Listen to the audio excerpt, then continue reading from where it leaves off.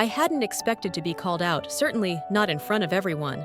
It was a warm Sunday afternoon, the kind that tries to disguise family tension under the smell of baked ham and polished silverware. We were gathered at Aunt Carol's house, celebrating what would have been Mom's 70th birthday. Emily had organized the memorial lunch like she always did. Picture-perfect centerpieces, laminated menus, a slideshow playing softly on a screen in the corner. I sat quietly at the far end of the table, away from the chatter.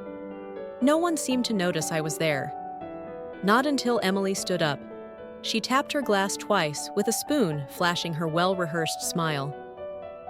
"I just want to thank everyone for being here to honor Mom," she began, voice smooth and composed. "She meant everything to us. She held this family together, even when others," her eyes locked onto mine, "weren't around." A hush settled over the room, a slow, suffocating kind of hush. "I'm sorry," I said softly, barely audible. Emily raised her chin. "You're sorry you disappeared when she needed you most. You didn't come to the hospital. You didn't call. You left it all to me." My hands tightened around the napkin in my lap. I could feel every eye turning toward me now, some confused, some judging, a few already nodding in quiet agreement. They didn't know. They never knew. "I was there," I said louder this time. "Just not the way you think." Emily scoffed. "Oh, really? Were you there when I had to make end-of-life decisions? Were you there when she stopped remembering who I was? I don't remember you being around for any of it." I didn't reply. Not yet.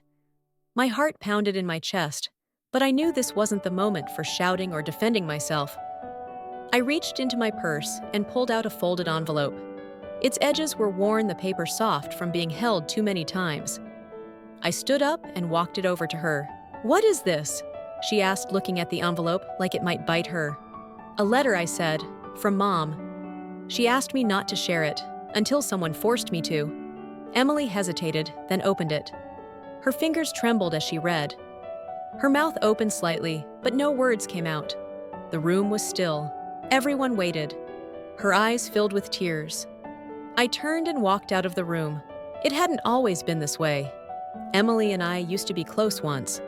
We were just two girls trying to understand our mother's silence, her careful distance, her refusal to let either of us in too close.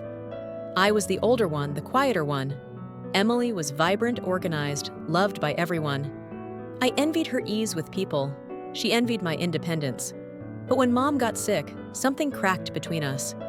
She was diagnosed with early-onset Alzheimer's 6 years ago. It was slow at first, missed appointments, repeated stories, a casserole left in the oven too long. We thought we had time. We didn't. I was living 3 hours away at the time, juggling a failing marriage and a demanding job.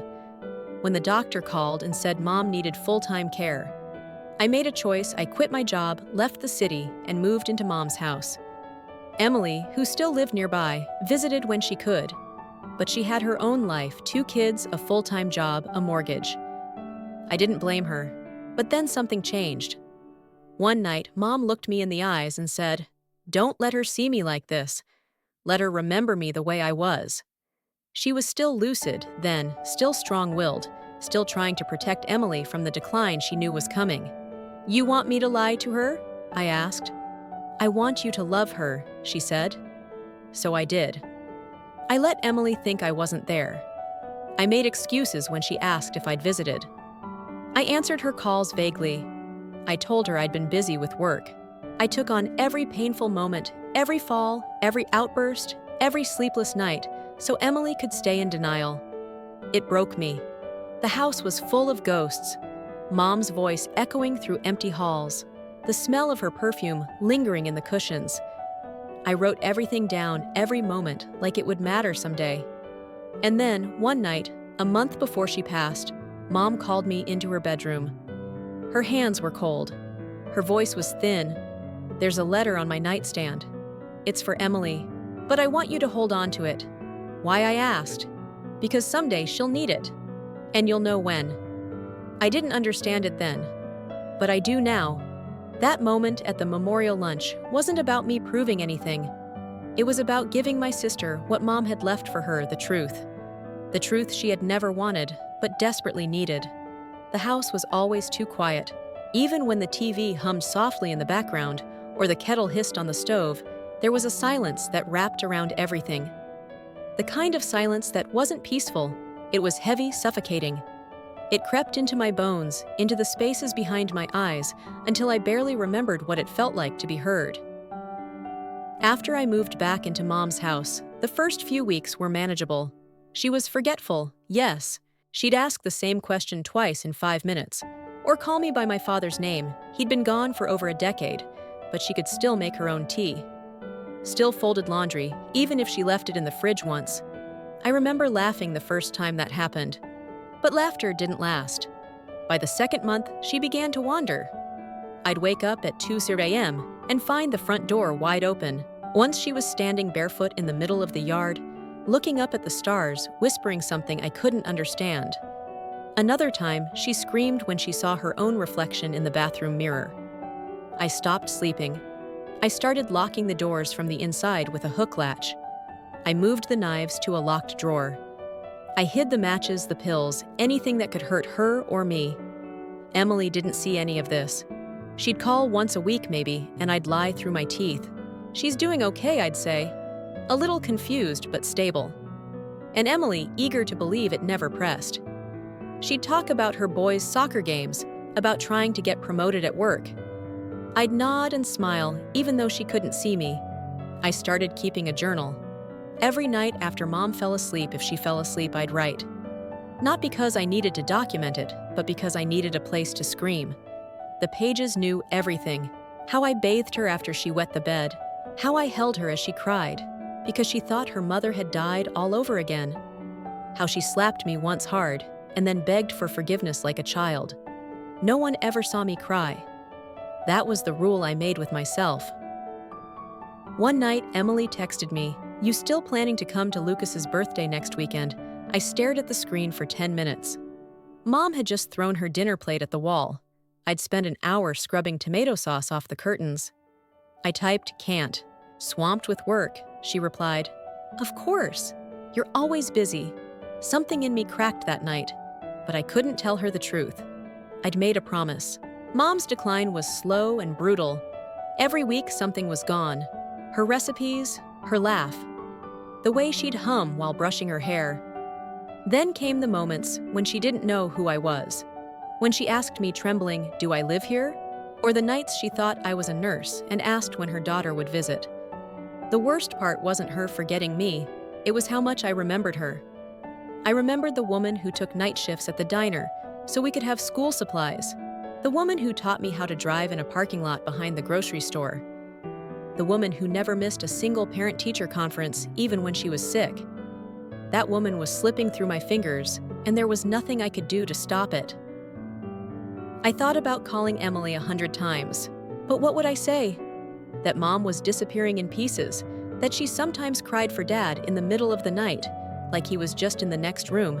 I didn't want to steal that from her, the version of Mom that still lived in her memory. The strong, sharp, graceful woman who always had the answers. So I stayed quiet. One night near the end, Mom had a rare moment of clarity. We were sitting in the living room. She was staring at the fireplace, her hands shaking in her lap. "I'm scared," she whispered. I know I said, "Me too." She turned to me slowly. "Don't let her see me like this. Emily, she needs to believe I stayed strong. You want me to lie to her?" "No, I want you to protect her." There was a long pause. "She's softer than she looks," she added, almost smiling. "And you've always carried the weight." That was the night she gave me the letter. It was already sealed. "She won't understand it now," Mom said.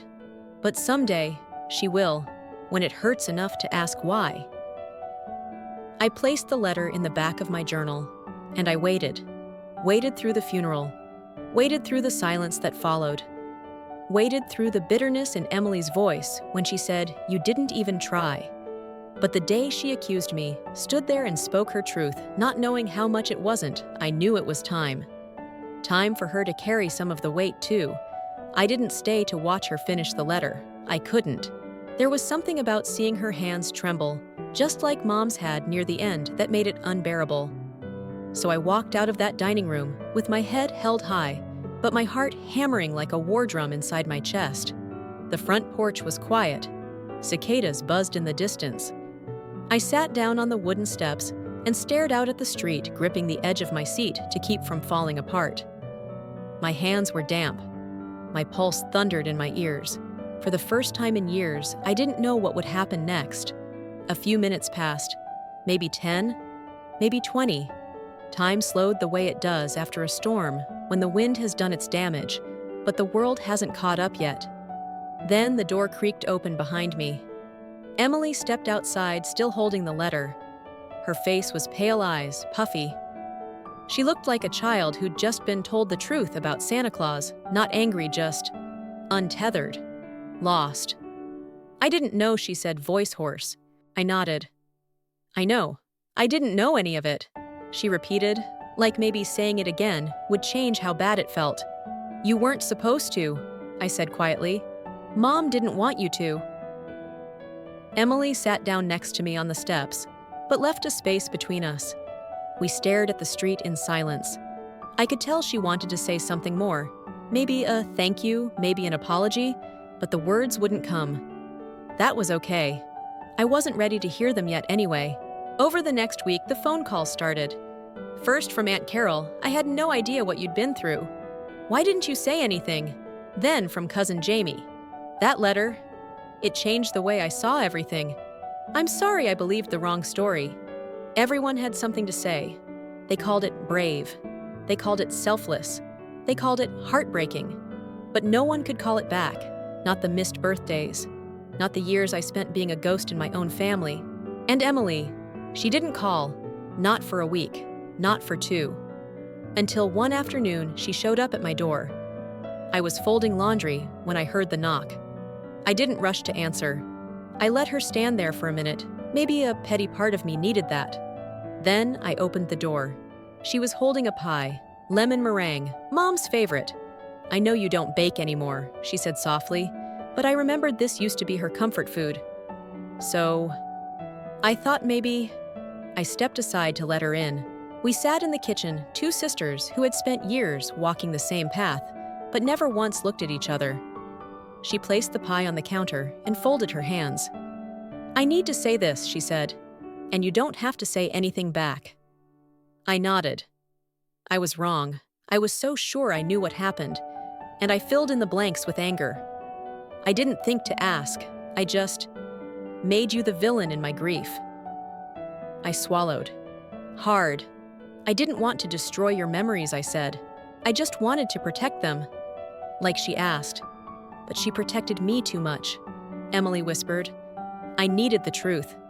I needed to know how bad it got. To know she didn't just fade away while I was looking the other direction. There was a long pause. "I hated you," she admitted. "I truly did. For years. I thought you abandoned us. And now I hate that I wasted all that time believing a lie." I closed my eyes, breathing in slow. "I hated you too," I said, "for believing the worst about me so easily." She nodded. I deserved that. We sat with our anger, with our sadness, with the fragile truth hanging between us like a glass ornament, too delicate to move, but too important to ignore. Then she reached into her purse and pulled out something I hadn't seen in over a decade, a photograph. It was old, worn at the edges. The 3 of us, Mom, Emily, and me at the beach. Mom's arms around both of us, laughing hair blowing wild in the wind. We couldn't have been older than 10 and 13. "She kept this in her dresser," Emily said. "The whole time. I found it after she passed, but I never looked closely until now." Tears welled in my eyes before I could stop them. "She loved us both," I said. "She did," Emily replied. "We didn't hug, not yet. We weren't there. But something had shifted. Not forgiven. Not forgotten. But maybe begun." The attic smelled like dust and forgotten summers. It had been nearly 2 months since the letter, since Emily brought the pie, since we began the awkward, quiet process of rebuilding what had broken. We weren't calling each other every day. We weren't suddenly best friends. But the ice had cracked. Now we stood together, shoulder to shoulder, staring up at the attic ladder in Mom's old house. "You ready?" Emily asked. I nodded, though my stomach was tight. As I'll ever be. We climbed into the dim space, a single bulb swaying from the ceiling. Around us were boxes, some marked with dates, others with cryptic labels like Easter 1994 or Dad's tools. We didn't come for memories. We came for answers. After the funeral, the lawyer handed us the paperwork. The house was to be split evenly, so were the finances. But what surprised us both was a handwritten letter tucked into the will. Not one addressed to us individually, this one was addressed to both of us. Mom's final words meant to be read together. So here we were. Emily found the box first. "This one says, 'Girls,' on the side," she whispered. She pulled it forward, opened the flaps gently, like it might contain a sleeping animal. Inside were things we hadn't seen in decades. Our baby books matching locket necklaces, birthday cards with childish crayon scrawls. And then, an envelope. Emily handed it to me. The handwriting was unmistakable. "To my daughters together." My throat tightened. We sat cross-legged on the wooden floor knees, touching. I opened it. "My girls. If you're reading this, it means I'm gone. It also means I've left something behind that I hope brings you closer instead of driving you further apart. I know things have been hard. I know I made choices that confused you. I asked for silence when I should have explained myself. That was my mistake. To Emily, you were always my light. You made every room brighter. I wanted to shield you from my decline, because I knew how deeply you feel things, even when you pretend not to. I wanted you to keep the version of me that laughed loudest, baked the best cookies, and hugged without hurry. To Sarah, that's you. You were my strength. The one who stood firm when I could not. I leaned on you in ways I never should have, and I asked you to carry the weight of both our heartbreaks. I'm sorry. And I'm proud of you in ways I never said out loud. You were both my heart.